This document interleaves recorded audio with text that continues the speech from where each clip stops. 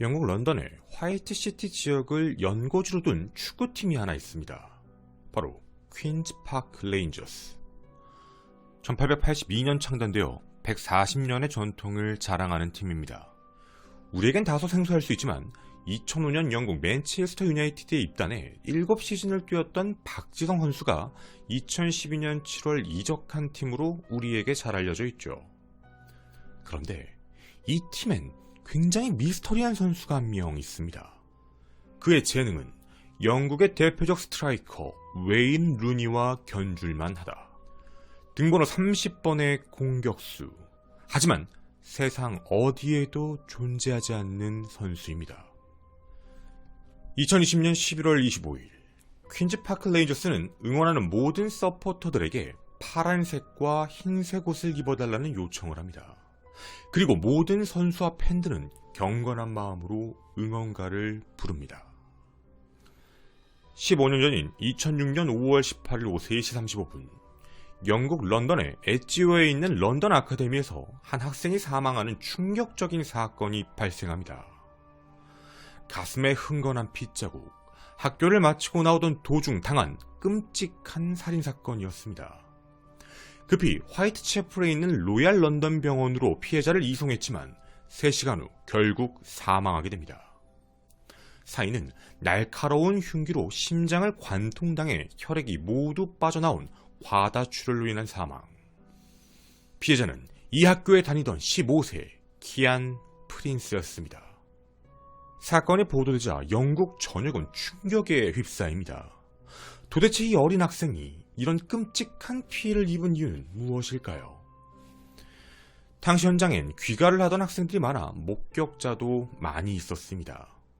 그중 피 흘리며 쓰러진 프린스를 부축했던 학생에 의하면 그가 마지막 말을 남겼다고 합니다. 제발 죽지 않게 해주세요. 이게 내 마지막 말이라면 엄마에게 꼭 사랑한다고 전해줘. 사건의 그날 학교를 마치고 나오던 프린스는 한 학생이 괴롭힘을 당하는 장면을 목격하게 됩니다. 이를 말리던 과정에서 범인은 누가 웃고 있는 거지라며 시비의 대상을 프린스로 바꿔 조롱하기 시작한 것이죠. 프린스는 이에 대해 나한테 왜 그러냐라며 이들은 다툼이 시작됩니다. 그 순간 범인은 넌 도대체 뭔데? 라며 프린스를 밀치던 그 순간 바로 손에서 이상한 흉기를 꺼내게 됩니다. 바로 펜나이프였죠. 나한테 한 번 더 다가오면 난 무슨 짓이라도 할 거야 라고 말하며 프린스의 머리를 헤드락 자세로 걸고 흉기로 팔을 그으며 조롱하던 범인. 그리고는 일만의 망설임도 없이 심장을 향해 흉기를 찌르고 도주해버립니다. 왕따, 괴롭힘을 당하는 친구를 도와주려다 사망한 키안 프린스. 범인은 누구였을까요? 많은 목격자들이 한 사람을 지목합니다. 모두 알고 있다는 듯이 말이죠. 바로 16세 런던 아카데미 학생 헤나드 하산이었습니다. 경찰은 사건 직후 하산이 가족과 살던 아파트를 급습했지만 이미 도주한 상황이었죠. 끈질긴 수사 끝에 이틀 뒤 검거에 성공합니다. 조사 결과 하산은 프린스와 같은 학교에 다니며 1학년 선배 사이로 놀랍게도 이미 서로 알고 있던 사이였습니다. 하산은 사건 발생 5년 전 소말리아 반군을 이끈 아버지와 어머니 모두 함께 영국으로 더 나은 삶을 찾아 넘어온 난민이었죠. 처음엔 아무 문제가 없었지만 점차 하산은 폭력적인 성향을 표출하기 시작합니다. 그럼 단지 폭력적 성향으로 프린스를 살해한 걸까요? 하산은 검거 직후 경찰에게 키안의 어머니가 자신을 용서해 주길 바란다라는 말을 합니다. 정말 어처구니 없는 말이었죠. 정말 죄송합니다. 얼마나 가슴이 아프실지 잘 알아요. 그러면서도 자신의 행위에 대한 변명을 이렇게 합니다. 프린스는 내 친구였기에 죽일 생각이 없었다라며 칼로 살짝 긁어주려고 했던 것뿐이다. 찌르려고 하지 않았다. 꿈만 같다라는 말입니다. 하지만 그 누구도 믿을 수 없는 말이었습니다. 알려지지 않았던 진실들이 있었기 때문이죠. 사건 발생 2주 전 하산은 버스에서 좌석으로 논쟁을 벌이다 한 여학생을 폭행하는 충격적인 사건을 일으킵니다. 한 대 갈겨줄까라며 흉기를 들고 찌르겠다고 위협했던 사건이었죠. 이뿐만이 아닙니다. 사건 발생 6일 전 교실에서 의자를 집어던져 여학생이 고막을 터뜨리고 이를 말리던 여교사에게 얼굴을 박살내겠다라며 눈앞에서 소변을 보는 만행을 저지릅니다. 결국 10일간 정학 처분을 받고 분노 조절 교육을 받던 그런 학생이었죠. 그런데 그 교육을 받고 있던 상황에서 또다시 누군가를 괴롭히다 말리는 프린스를 살해하게 된 겁니다. 실수였다는 하산의 범행 동기. 하지만 일각에선 두 가지의 가능성을 제기합니다.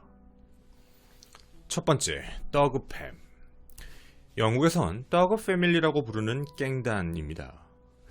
더그라는 말을 아마 들어보신 분들이 계실 텐데요. 몇 년 전 한국에서 유행했던 일종의 밈, 선글라스를 쓰고 허세를 부리는 캐릭터의 모습입니다. 우리에겐 재미가 있는 유행거리였지만 실제로 영국에서 더그팸은 공포의 대상이기도 합니다. 한 사건이 있었습니다. 2005년 11월 18일 37세 경찰관 샤론은 동료와 함께 강도 사건 현장에 출동합니다. 근데 현장엔 2명은 총으로 1명은 칼로 무장한 범인들이 샤론을 보자마자 총격을 가해 결국 사망하게 되죠.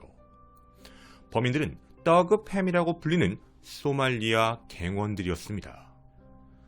하산의 친구가 말하길 평소 런던 북서부 엣지웨어에 기반을 둔 더그팸을 동경해왔고 그 조직에 가입하고 싶어 했다는 것이죠.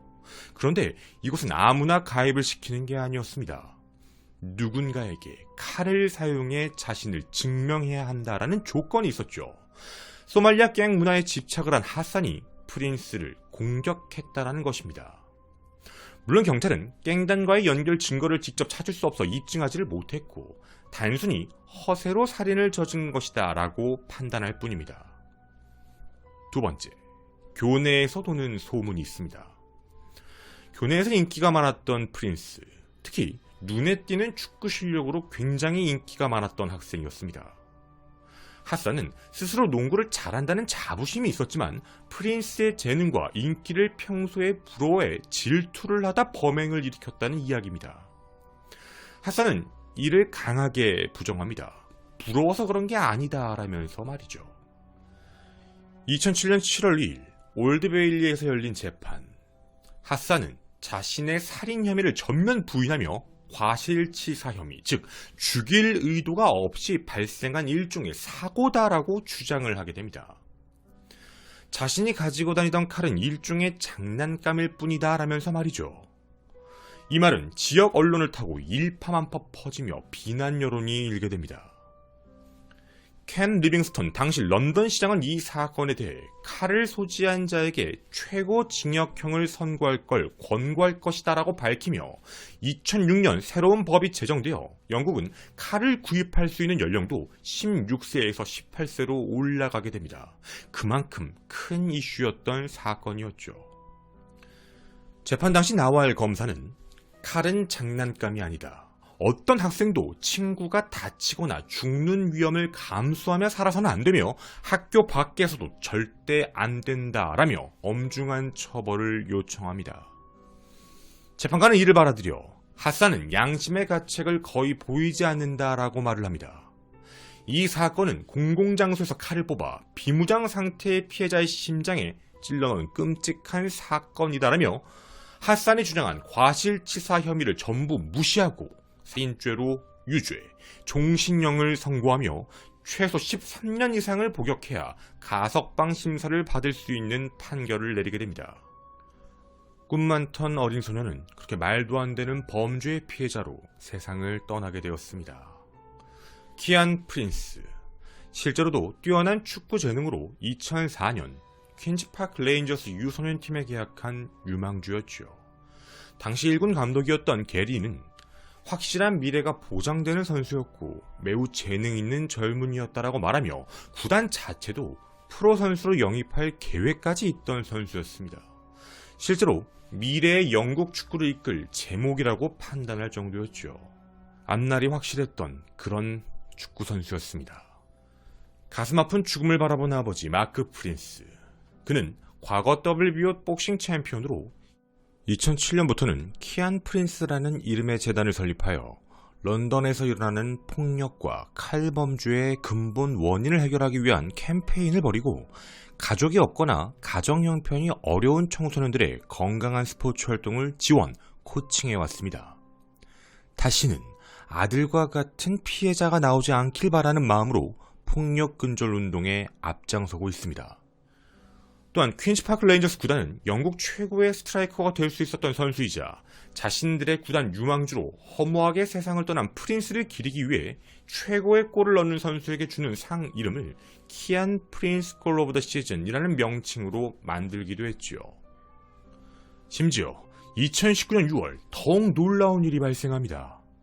팬들의 투표 결과에 따라 퀸즈파크 레인저스의 팀 홈 구장 이름이 키안 프린스 파운데이션 스타디움으로 바뀐 것이죠. 영국 내에서 꼭 사라져야 할 칼부림 범죄에 대한 인식 개선과 프린스를 추모하기 위한 모두의 마음이 하나가 된 결과물이었습니다. 그런데 키안 프린스가 사망한 지 15년이 되던 해 그가 우리 앞에 다시 나타나게 되었습니다. 우리가 만들어 오던 슈퍼히어로와는 차원이 달랐다. 바로 마블의 영화 어벤져스에서 특수효과를 맡은 스튜디오 프레임스토어에서 키안 프린스를 만들어낸 것입니다. Long live the king, 왕의 만수무강을 기원하던 문구에서 따온 Long live the prince, 바로 프린스가 영원하길이라는 캠페인이었죠. 딥페이커 기술을 이용해 15세 소년의 얼굴을 30세 남성의 이미지로 바꾸며 무려 6,000개의 기본 레이어를 반복 수정해 완성을 해낸 겁니다. 키안 프린스가 사망한 지 15주년이 되는 화요일, 프린스는 퀸즈파크 레인저스와 공식적으로 재계약을 맺고 등번호 30번을 부여받아 1군 라인업에 오릅니다. 그리고 2021년 5월 18일 EA 스포츠는 피파 21에 퀸즈파크 레인저스 1군 정식 선수로 등록시켜 프린스를 세상에 등장하게 합니다. 세상에 존재하지 않았던 축구 선수, 퀸즈파크 레인저스 등번호 30번 키안 프린스였습니다. 끝난 것이 아닙니다. 2006년 범행을 저지르고 종신형을 선고받은 하산. 최소 13년을 복역해야 가석방 심사 대상자가 됩니다. 시간이 다가왔죠. 2022년 1월 14일 34세가 된 하산은 가석방 심리 신청을 하게 됩니다. 그것에서 아버지 마크 프린스는 52세의 중년이 되어 이런 글을 낭독합니다. 내 아들을 죽인 젊은이는 많은 어려움을 겪었을 것입니다. 왜냐하면 감옥은 그들만의 문화와 법, 그리고 규칙을 가지고 있기 때문이죠. 그가 우리나라에 들어오게 되었을 때 그의 사고방식에는 분명히 문제가 있었습니다. 선생님 앞에서 오줌을 싸고 버스 안에서 여자아이를 찌르겠다고 협박을 하다가 결국 내 아들의 심장을 찔렀기 때문이죠. 그가 변했나요? 그건 어떻게 증명을 할까요? 모범수였나요? 그가 혼자서 반성을 했을까요? 아니면 그에게 새로운 목표, 꿈, 희망이 있나요? 그는 여전히 사람들에게 위협적인 존재이지 않나요? 그를 석방하기 위한 결정이 내려지기 전에 우리 사회는 이런 질문에 답할 의무가 있으며 그렇지 않으면 또 누군가가 위험에 처해질 수도 있습니다. 또 마크가 말하길 2019년에 하산과 만나기로 되어 있었다고 합니다. 그런데 돌연 교도소에서 이를 취소시켜버렸죠. 이후 마크는 하산의 형기가 끝나갈 무렵 소말리아로 추방시키기 위한 신청을 성공적으로 마쳤지만 최근 그 결정이 번복되었다고 밝혔습니다. 즉 하산은 소말리아로 추방되지 않습니다. 현재 마크의 가족들은 어떠한 설명이나 이유도 듣지 못해 큰 혼란과 스트레스를 겪고 있다고 합니다. 만약 하산이 가석방된다면 다시 영국에서 살아갈 것이기 때문이죠. 2월 중순 하산의 가석방 여부가 결정될 것입니다. 최고의 축구선수가 될 수 있었던 한 소년의 꿈은 많은 사람들의 관심과 기술이 합쳐져 우리 앞에 나타나게 되었습니다. 저 스스로도 프린스로 플레이를 해보며 이런 생각을 했습니다. 정말 즐거웠으면, 정말 기뻤으면 좋겠다. 부디 그곳에선 마음껏 축구를 하고 있었으면 좋겠습니다. 감사합니다. 네, 뒷이야기입니다. 실제로 영국의 이 범죄에 대해서 얘기를 하기 전에 한 가지 말씀을 드리고 갈게요. 제가 그 인게임 장면을 제가 직접 플레이를 한 건데요. 그 상대 팀을 제가 맨체스터 유나이티드로 한 부분에 대해서 혹시 여기 맨유 팬분들 계시면 뭐야 라고 하실 수도 있는데 저도 맨유 팬입니다. 옛날부터 맨유 팬이었고 맨체스터 유나이티드로 한 이유도 퀸즈파크 레인저스와 우리나라 사이에서 가장 잘 알려진 구단이다 보니 한 거니 혹시 우리 맨유 팬분들 중에 불쾌함이 없으셨으면 참 좋겠습니다. 다시 돌아와서 그 영국의 이런 사건과 관련해서 좀 말씀을 드리려면 영국이 요즘에 그 갱문화와 관련해서 좀 문제가 많아요. 그러니까 어린애들이 흉기를 들고 사람을 죽이기 시작을 하는데 더그팬뿐만이 아니고요. 그 각 지역에서 좀 자기가 세 보이는 거에 대한 증거로 예를 들면 아예 모르는 학생을 공격하기도 하지만 평소에 알고 지내던 학생을 어디 야산이나 아니면 사람이 없는 공간으로 불러내서 살인을 저질러요. 아무 이유가 없어요. 그러니까 앞에서 경찰이 허세라고 판단했다라고 말씀을 드릴 때 무슨 경찰이 저런 걸 허세라고 봐 라고 하실 수도 있는데 이게 우리가 얘기하는 것과 좀 다른 문제예요. 지금 대한민국도 소년법, 촉법소년과 관련되어 있는 문제가 심각하잖아요. 그러니까 이와 마찬가지로 영국도 그런 부분이에요. 그러니까 애들이 자신의 허세를 위해서 흉기, 칼, 왜냐면 칼을 구입할 수 있는 나이가 규제가 돼 있다 보니 그 칼을 흉기로 삼아서 사람들이 공격하고 다니는데 이게 조금 찾아보시면은 나오겠지만 전국 각지에서 발생을 해요. 그러니까 그냥 길 가는 사람 갑자기 뒤에서 찌르고 사라진다던가. 그러니까 이런 연속 범행들이 발생돼가지고 사회적으로 되게 큰 이제 이슈가 됐거든요. 아마 이 방송을 보시는 영국 분들이 계시면 좀 더 자세하게 댓글로 달아주시지 않을까라는 생각이에요. 사실 우리나라는 흉기 칼을 구매하는 데 있어서 뭔가 나이를 규정하거나 이런 부분은 없죠. 최근에 대한민국에서도 이제 그 소년법, 촉법소년과 관련해서 이야기들이 올라오고 있는데 소년법을 폐지하자. 제가 늘 말씀드리면 잘못된 얘기라고 말씀드렸죠. 촉법소년이 따로 분류가 돼 있어서 우리가 대부분 얘기하는 대로 결론을 내리면 촉법소년을 폐지하자. 혹은 촉법소년의 나이를 낮추자라는 부분과 소년법은 개정하자라는 이야기가 사실 좀 정확한 이야기일 것 같아요. 대부분의 분들이 원하는 내용은. 저도 이 부분에 대해서는 너무나도 동감을 해요. 볼 때마다 되게 열받는 내용이죠.